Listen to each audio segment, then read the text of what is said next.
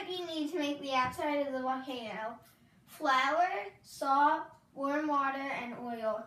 And this is what you need to make it erupt. Detergent, baking soda, and warm water, and red food dye. And now, the chemical reaction between vinegar and baking soda.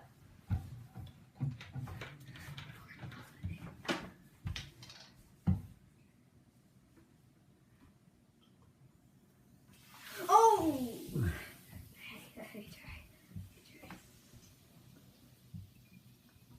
It's going in.